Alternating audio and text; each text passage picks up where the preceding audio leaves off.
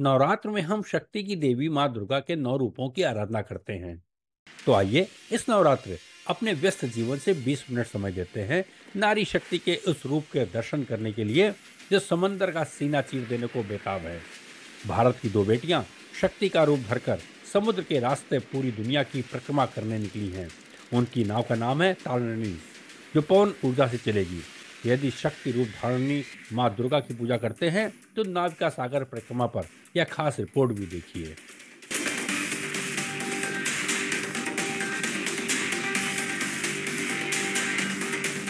समुद्र की लहरों को जीतने चली हमारे देश की शान, हमारी बेटियां। कहते हैं मजबूत सोच ही आपको एवरेस्ट पर फतह दे सकती है। कुछ ऐसी ही सोच ने इंडियन नेवी की 2 जाबाज महिला अफसरों को समुद्र की लहरों पर जीत के लिए तैयार कर लिया है। नाव से समुद्र के रास्ते दुनिया नापने निकलेंगी नेवी की 2 महिला अधिकारी।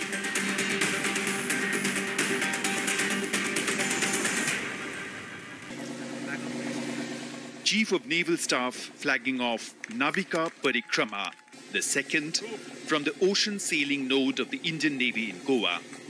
Unique expedition to conquer the rough seas across the globe, covering around 23,000 nautical miles. This will be a journey of discovery and discovery, not just for them, but for us as a Navy, of our discovery and rediscovery of the seas, of us as a maritime nation, and of course as us as a community that's on the cusp of a transformational change.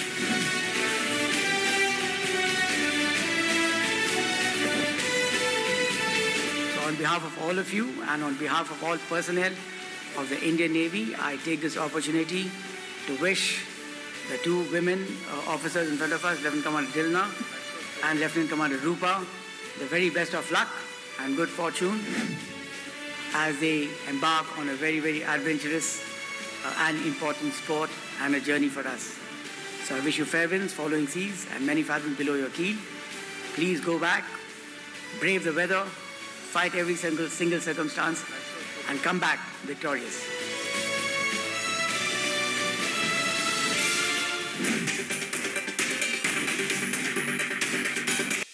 नारी शक्ति, आत्मनिर्भरता और साहस का प्रतीक यह अभियान 2 अक्टूबर 2024 को गोवा के INS मंडोवी से शुरू होगा। इस यात्रा में लगभग 21,600 समुद्री मील लेफ्टिनेंट कमांडर दिलना के और लेफ्टिनेंट कमांडर रूपा ए इस चुनौतीपूर्ण अभियान पर रवाना होंगी। इससे पहले किसी भी भारतीय महिला अधिकारी ने डबल हैंड मोड में ऐसी चुनौतीपूर्ण यात्रा पूरी नहीं की है। यह अपने आप में एक रिकॉर्ड होगा। 8 महीनों का सफर, तूफान से लेकर हर चुनौती का करेंगी खुद ही सामना।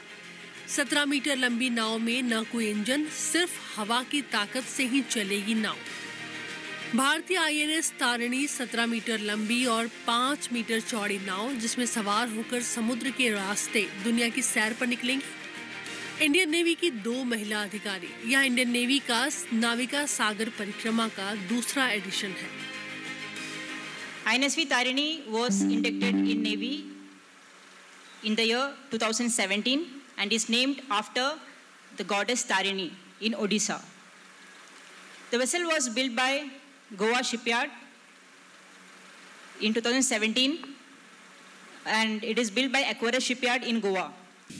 इंडियन नेवी के vice chief vice admiral Krishna Swaminathan ने बताया कि लेफ्टिनेंट कमांडर दिल्ला और लेफ्टिनेंट कमांडर रूपा 2 अक्टूबर को गोवा से सागर की परिक्रमा शुरू करेंगी। इस दौरान हाई सी एक्सट्रीम वेदर कंडीशन से सामना होगा और ह्यूमन एंड्योरेंस की भी परीक्षा होगी।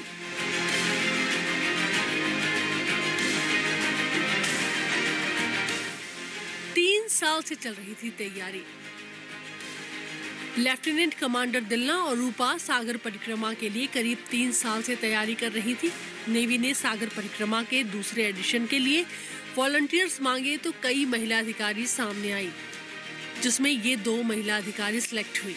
तैयारी के दौरान इन दोनों ने गोवा से मॉरिशस, गोवा से केप टाउन होते हुए रियो डी जेनेरो और वहां से वापस गोवा से पोर्ट ब्लेयर तक का सफर भी बोट से पूरा किया। इन्होंने मेडिकल के गुर सीखे ताकि 8 महीने के सफर में खुद का ध्यान रख सके। साथ ही बोट को कैसे मेंटेन करके रखना है यह भी सीखा, क्योंकि 8 महीने की सागर परिक्रमा में इन्हें सब कुछ खुद ही देखना होगा। The favorable season to sail around the world is during the austral summer or the southern hemisphere summer, and it is from December to February. So this journey is going to take us approximately 8 months.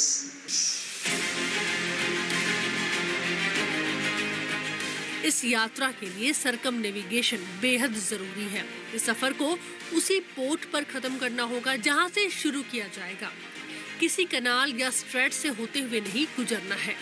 Equator को कम से कम 2 बार cross करना होगा। यह सफर कम से कम 40,100 kilometre का होगा, जिस दौरान 3 केप्स से होकर गुजरना होगा। इसमें ऑस्ट्रेलिया की केप ल्यूविन, साउथ अमेरिका की केप हॉर्न, साउथ अफ्रीका की केप ऑफ गुड होप्स शामिल है। साथ ही इंटरनेशनल डेडलाइन को भी क्रॉस करना होगा। इन क्षेत्रों में समुद्री परिस्थितियां बहुत प्रतिकूल होती हैं, जो इस मिशन को और चैलेंजिंग बनाती हैं।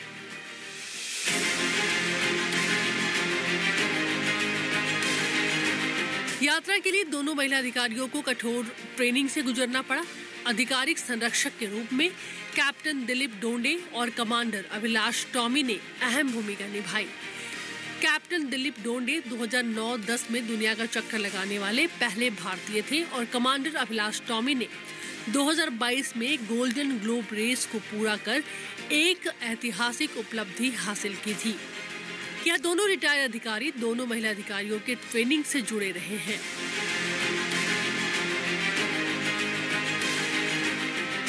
समुद्र की अप्रत्याशित और कठिन परिस्थितियां इस मिशन को और भी चैलेंजिंग बनाती हैं। तूफान, तेज लहरें और विपरीत मौसम की स्थितियों का सामना करना एक बहुत बड़ी चुनौती है, लेकिन दोनों अधिकारी इसके लिए पूरी तरह तैयार हैं। इस मिशन के दौरान उनका आत्मविश्वास और धैर्य ही उनकी सबसे बड़ी ताकत होगी। यह सिर्फ एक यात्रा नहीं बल्कि भविष्य के लिए एक दिशा भी तय करेगी। यह अभियान उन सभी महिलाओं को प्रेरित करेगा जो अपने सपनों को पूरा करने के लिए कठिनाइयों का सामना कर रही हैं। खूब लड़ी मर्दानी वो तो झांसी वाली रानी थी। झांसी की रानी लक्ष्मीबाई ने आज से काफी साल पहले मैदान में अंग्रेजों से मुकाबला किया था। इसलिए यह कहना गलत होगा कि महिलाएं आज सरहदों पर पहली बार खड़ी हैं, बल्कि वो हमेशा से हर सरहद पर मुकाबला करती रही हैं। और हाँ, कभी कभी यह सरहद और यह जंग कई अलग अलग तरह की हो सकती है, लेकिन मुकाबला सभी महिलाएं कर रही हैं। कौन है ये दोनों महिला अधिकारी? लेफ्टिनेंट कमांडर रूपाए और लेफ्टिनेंट कमांडर दिलना काफी यंग है। कम उम्र में ही इन्होंने काफी अनुभव हासिल कर लिया है और एक के बाद एक इतिहास रचा है। इनके कारनामों और कामयाबी की कहानी सिर्फ इतनी ही नहीं है कि यह समुद्री चक्कर लगाने जा रही हैं, बल्कि यह समय समय पर इतिहास रचती रही हैं और मिसाल बनती रही हैं। लेफ्टिनेंट कमांडर दिलना के केरला के कोड़िकोड की रहने वाली हैं। उन्हें साल 2014 में जून के महीने में भारतीय नौसेना में नियुक्त किया गया था। पिता के नक्शे कदम पर चलते हुए ही उन्होंने देश के लिए सेवाएं देने का अपना लक्ष्य कायम रखा। उनके पिता देवदासन ने भारतीय सेना में अपनी सेवाएं दी थी और अब दिलना पिता के ही दिखाए हुए रास्ते पर चल रही हैं और देश का नाम रोशन कर रही हैं। लेफ्टिनेंट कमांडर रूपाए पुडुचेरी की रहने वाली हैं। कमांडर रूपा जून 2017 में नौसेना में शामिल हुई थी। रूपा ने भी पिता के नक्शे कदम पर चलना पसंद किया और नौसेना को अपनी मंजिल बनाई। उनके पिता अलागिरी सामी जीपी भारतीय वायुसेना का हिस्सा थे। इस जोड़ी ने कई इतिहास रचे हैं और कई बार नारी शक्ति का झंडा बुलंद किया है। इन दोनों महिलाओं ने ज्यादातर मिशन साथ में किए हैं। 6 लोगों के दल के रूप में अधिकारियों ने गोवा से मॉरिशस तक यात्रा की और साल 2022 में वापस लौटे। पिछले साल यह दोनों महिलाएं 6 सदस्यीय क्रू के साथ ट्रांस ओशनिक अभियान में शामिल थीं। इस मिशन में वो गोवा से केप टाउन के रास्ते होते हुए रियो डी जनेरियो गई थी।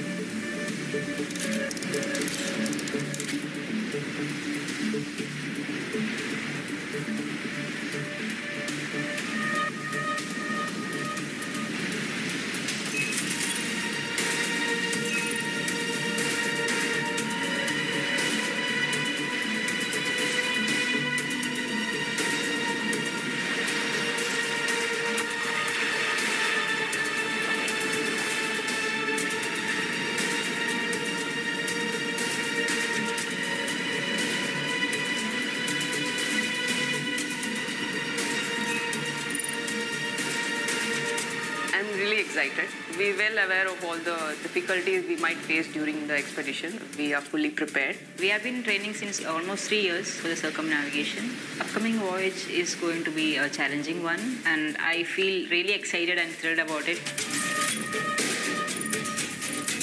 Circumnavigation involves sailing around the world, starting and ending at the same port. Navigating through rough seas and storms of the Southern Ocean, we use only sails which harness the power of the wind.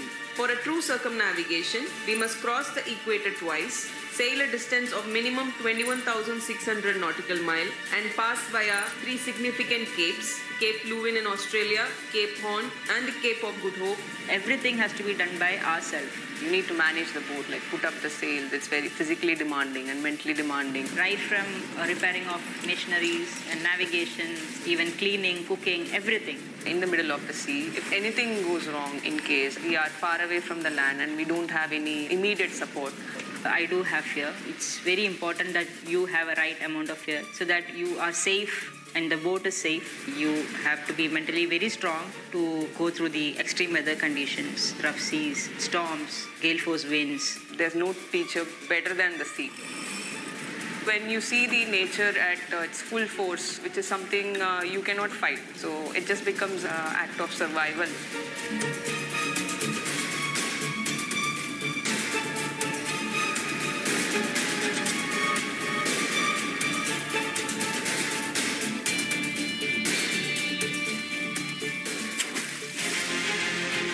पूरी दुनिया की समुद्री यात्रा की तैयारी के बीच इन दोनों अधिकारियों ने एक और रिकॉर्ड अपने नाम किया है। 2024 फरवरी के महीने में अधिकारियों ने गोवा से पोर्ट ब्लेयर तक डबल हैंड मोड में अभियान चलाया, जिसके बाद अब यह दोनों महिलाएं एक बार फिर से कमाल करने जा रही हैं। Navika Sagar Parikrama 2 is more than merely a voyage. It is a message that we want to put out, a message of empowerment, resilience, and commitment for something that's bigger than ourselves. It reaffirms the Indian Navy's pledge to uphold the highest standards of professionalism and responsibility, not just on our shores or along our shores, but across the vast expanse of the world's oceans. Navika Sagar Parikrama part 1। Lieutenant commander Vartika Joshi, lieutenant commander Pratibha Jamwal, lieutenant commander Aishwarya Bodapati, lieutenant commander Swati P, lieutenant S Vijaya, lieutenant Payal Gupta.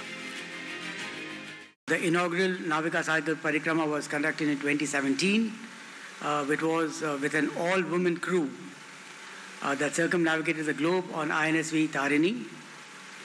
This was a crew of 6, and all of you know, of course, that they went all around the world and came back successfully. That venture transcended the boundaries of gender and geography and proved to the world the innate determination, skill, and courage of the women in uniform. Indian navy की 6 जाबाज महिला अफसरों को समुद्र की लहरों पर जीत दर्ज करते हुए पूरी दुनिया ने देखा था। 10 सितंबर 2017 को एक लंबी समुद्री यात्रा पर निकली इंडियन नेवी की 6 महिला अधिकारियों की टीम 21 मई 2018 को भारत लौटी थी। 8 महीने से ज्यादा के सफर में इस टीम ने 21,600 नॉटिकल मील की यात्रा तय की थी। INS तारिणी पर सवार इस टीम ने 5 4 महाद्वीप, 3 महासागर और 3 अंतरीपों के साथ भूमध्य रेखा को भी 2 बार पार किया था। इस टीम को lead lieutenant commander Vartika Joshi ने किया था। इस यात्रा को नाविका सागर परिक्रमा नाम दिया गया था। इनके लौटने पर तत्कालीन रक्षा मंत्री निर्मला सीतारमण और तत्कालीन navy chief admiral Sunil Lanba ने गोवा में इनका स्वागत किया था। I feel extremely honored, and I repeat, I feel humbled before them for the achievement that they have made. And it's actually no longer, and I wouldn't want to break the narration, but I want to take the liberty to say it's not the girls achieving, it's youngsters from India achieving. It should be more motivational for man and woman. Team के लौटने के बाद प्रधानमंत्री नरेंद्र मोदी ने उनसे मुलाकात की थी और शुभकामनाएं दी थी। सागर परिक्रमा की पूरी टीम देश के साथ साथ दुनिया का भी दिल जीत कर आई थी। हमें उन पर गर्व है। पूरी टीम से संसद टीवी ने खास बातचीत की थी। आइए उनकी एक खास झलक आपको दिखाते हैं। शुरुआत करना चाहेंगे लेफ्टिनेंट कमांडर वर्तिका जोशी से, जो कि आपने इस पूरे मिशन को लीड किया। बहुत आसान है कहना कि 21,600 नॉटिकल मील, 8 महीने का लंबा सफर। बहुत जल्दी मैंने इसको शब्दों में खत्म कर दिया, लेकिन क्या ये इतना आसान था? ये आसान तो बिल्कुल नहीं था। अगर होता तो हम 3 साल से इसकी ट्रेनिंग नहीं कर रहे होते। अगर आप इवन एस्ट्रोनॉट्स को देखें, वो सालों सालों तक प्रैक्टिस करते हैं, तब जाके उनको एक मौका मिलता है स्पेस में जाने के लिए। तो ये एक ऐसा अभियान था हमारे लिए भी, जो कि इंसान मनुष्य के फिज़िकल और मेंटल लिमिट्स को टेस्ट करने वाला ये एक अभियान था। ये जो 6 लोगों की टीम है, ये 2015 में बनी थी और तब से हमारा ट्रेनिंग स्टार्ट हो गया था। तो जनरली जो इंडियन नेवी में लेडी ऑफिसर्स हैं, वो ऑन बोर्ड शिप नहीं जाती, तो हमें सी और शिप का ज़्यादा आइडिया नहीं होता, तो हमें बिल्कुल स्क्रैच से स्टार्ट करना पड़ा। जो कमिटमेंट हमने दी थी, उसके बाद सिर्फ वो कमिटमेंट नहीं थी, वो कमिटमेंट के बाद जो हमारी लगातार लगाव था, हमें जो सैक्रिफाइस, बहुत सारी चीज़ें सैक्रिफाइस करनी पड़ी, जैसे कि वो पर्सनल लाइफ हो, फैमिली हो और हमारे खुद के प्रोफेशंस हो।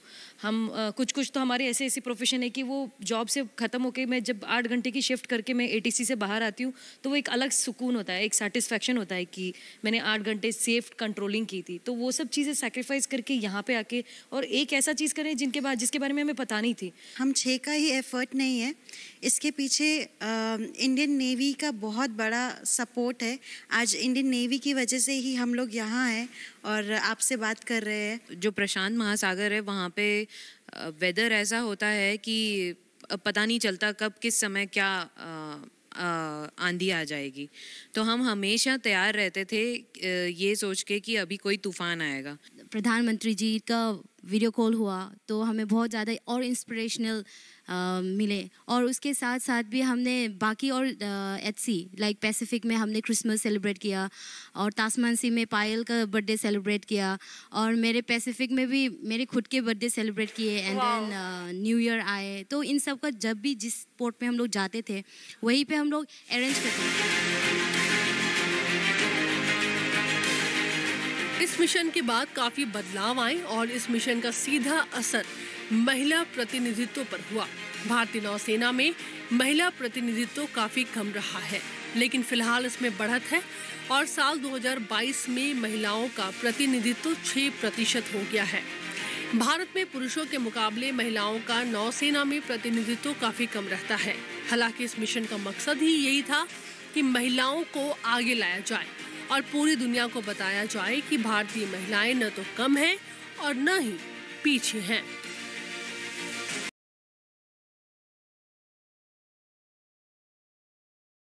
दी आरएन शो के नए एपिसोड देखने के लिए चैनल को सब्सक्राइब करें और बेल आइकन दबाना भी न भूलें।